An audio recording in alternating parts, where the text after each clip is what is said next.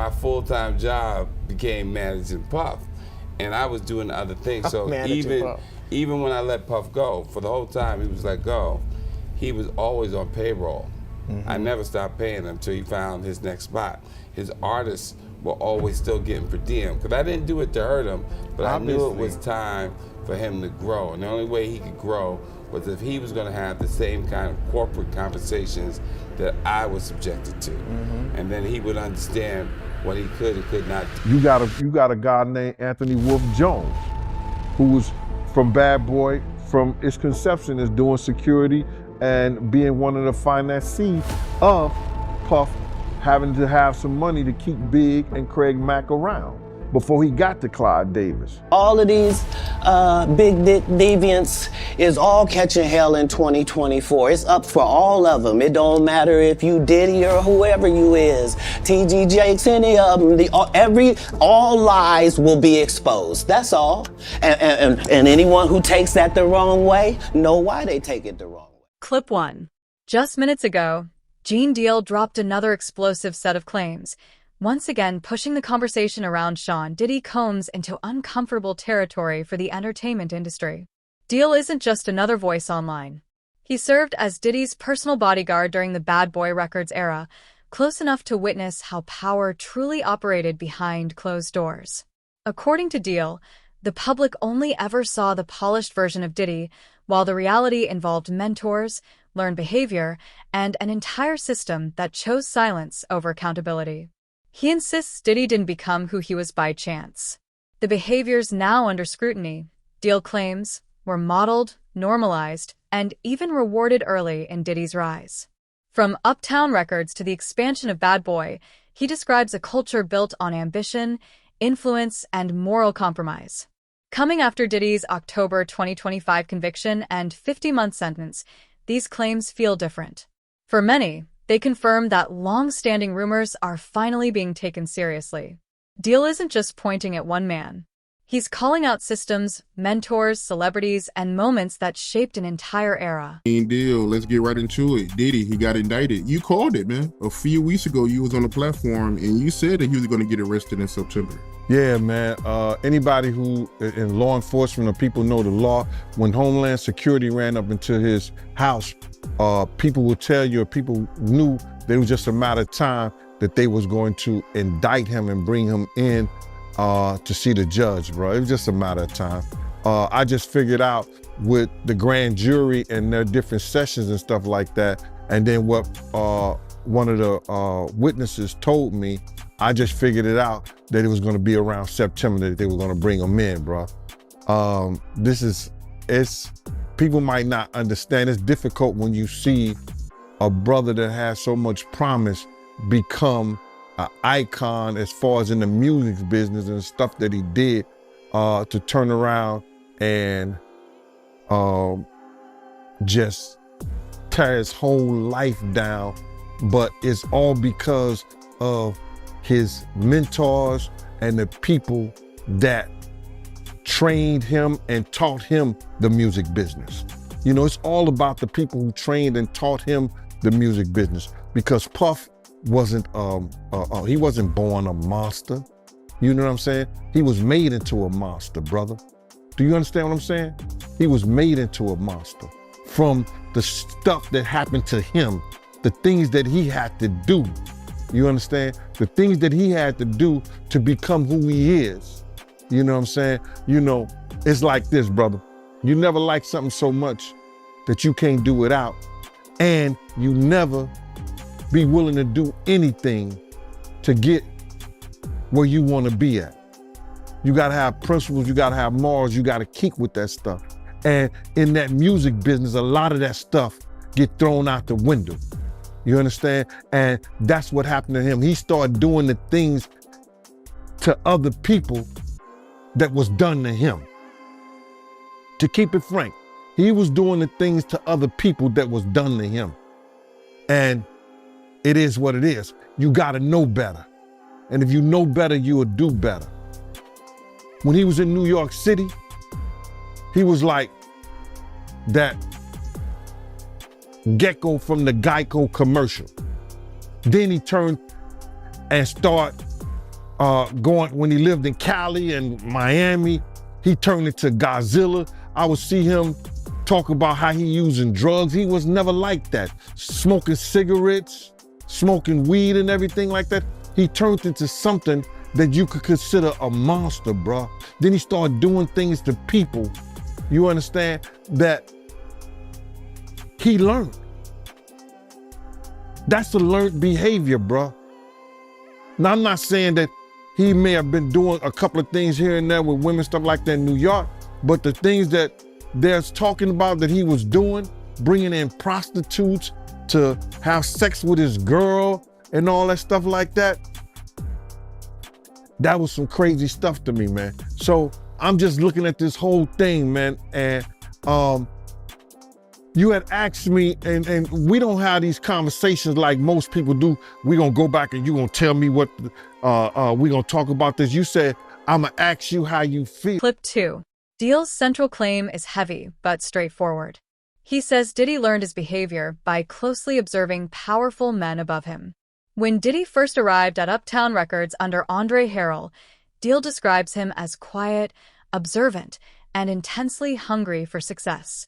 He compares him to a gecko, watching everything, learning how power worked without drawing attention. Later, as Diddy moved between Los Angeles and Miami, Deal says that Gecko transformed into Godzilla. Like, I had an artist in the building, right? Because Puff, as an executive, he really is a very artistic guy. He can make videos, he can style. So I started to branch out in the movies and the television. So then Puff wouldn't really listen to anybody but me. So my full-time job became managing Puff.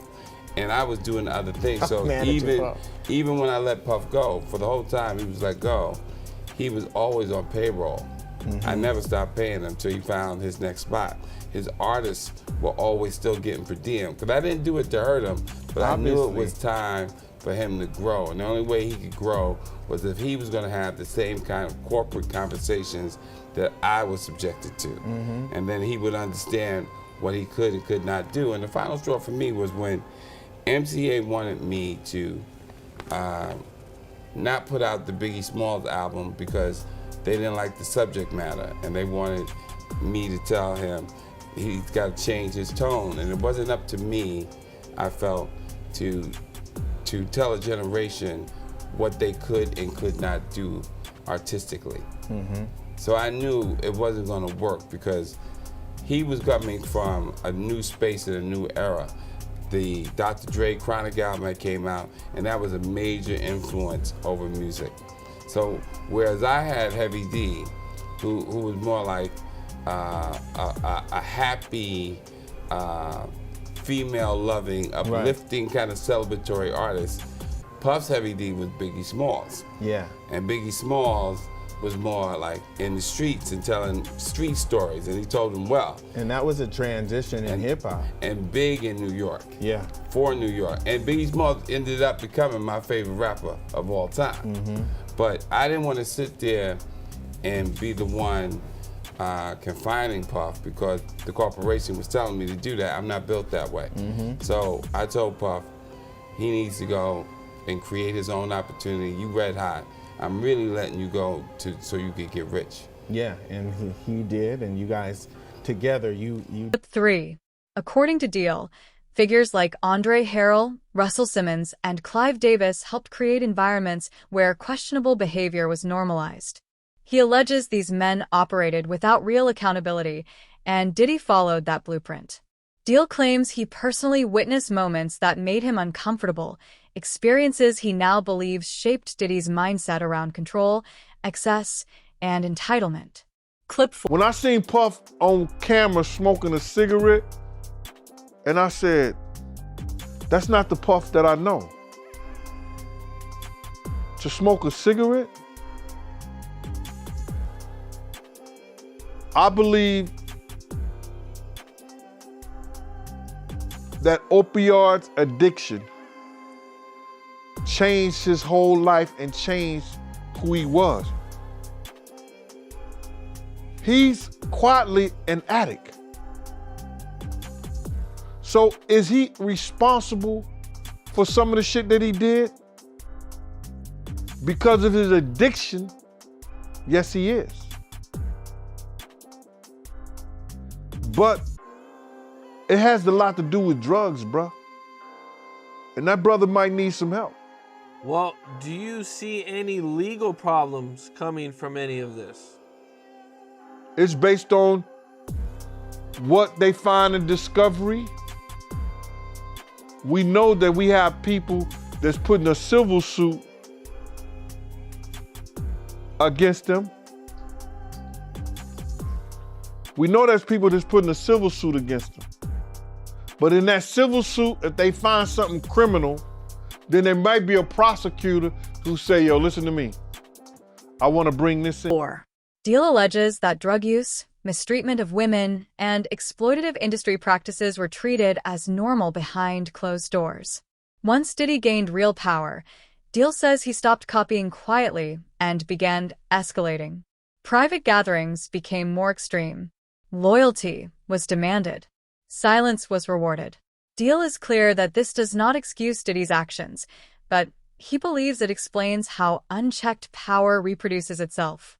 In his view, Diddy is responsible for his choices, but the culture that shaped him shares blame.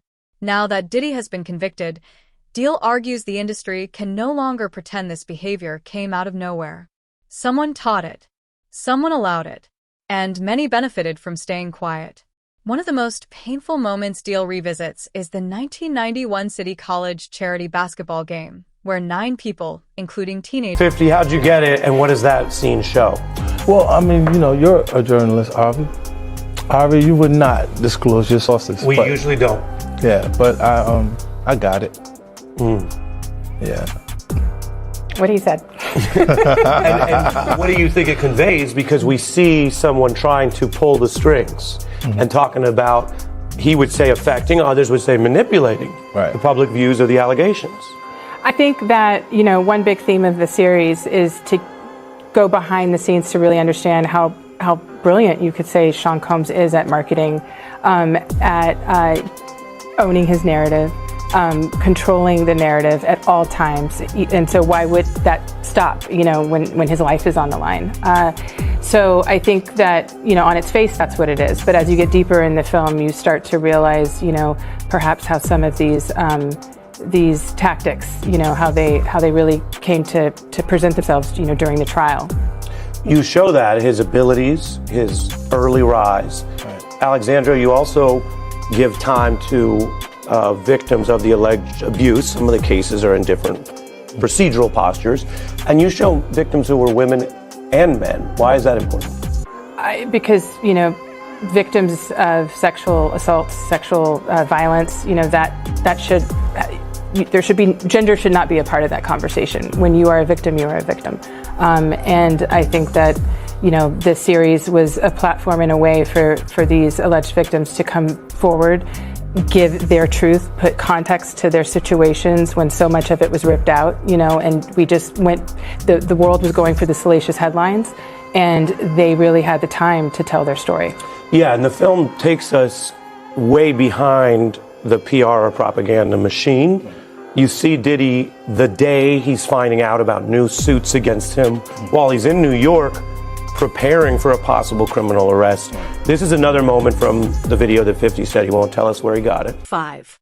Deal also reveals that he refused to participate in the documentary without fair compensation for himself and others he believed were essential voices.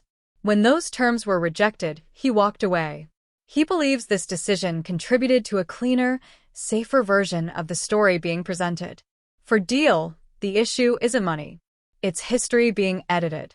He argues that when documentaries avoid uncomfortable truths, they protect systems instead of exposing them. In that light, Cat Williams' 2024 Club Shay Shay interview now feels prophetic to many viewers.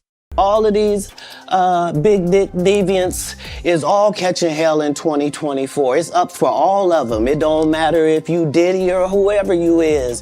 TG Jakes, any of them. All lies will be exposed. That's all. And anyone who takes that the wrong way, know why they take it the wrong way. Clip 6. Deal connects Williams' jokes and warnings to everything that later unfolded around Diddy. Williams never outright accused most of the people he mentioned, but his comments were loaded with implication.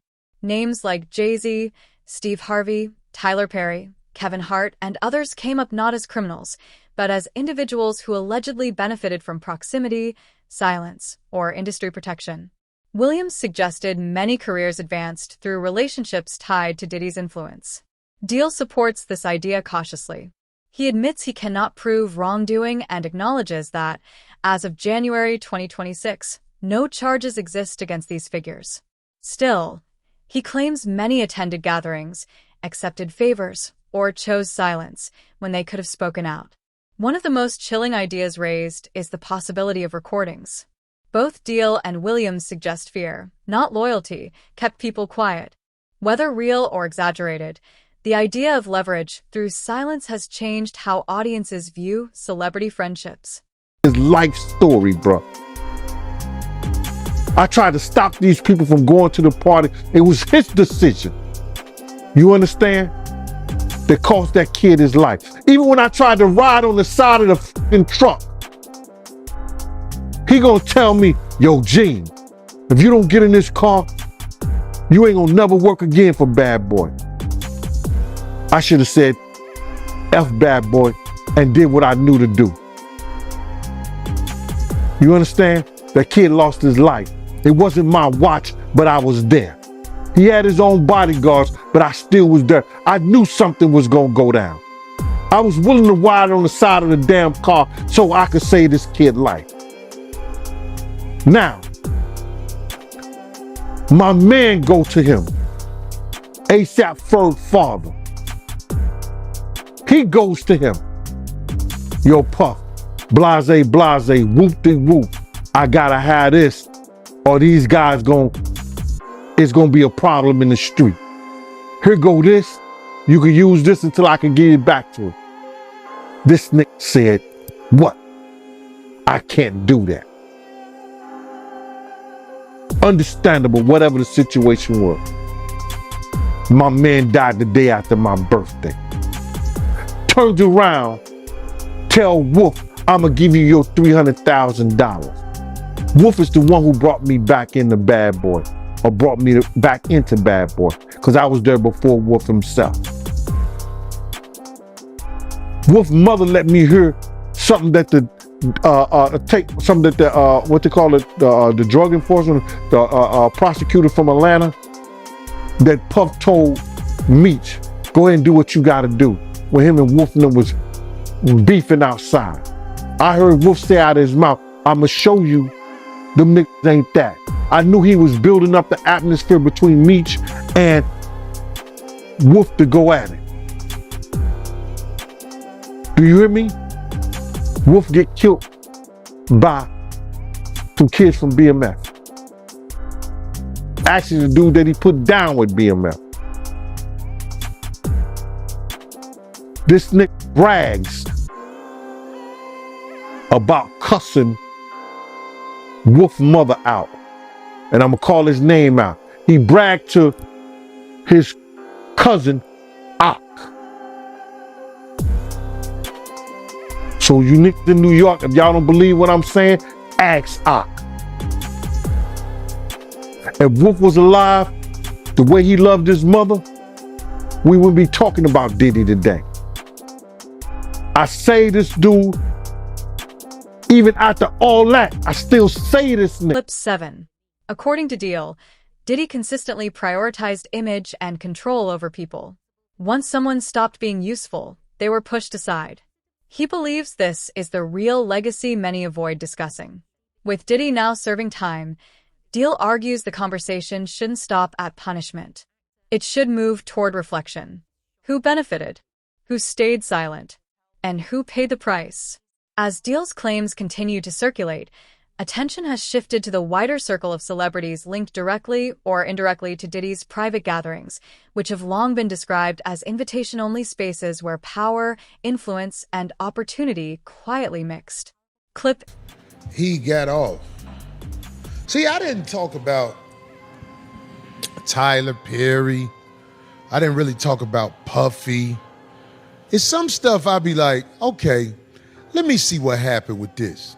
Cause I don't want to be one of them people who say this about somebody and then have to eat crow later on. Right. Let me give you some examples.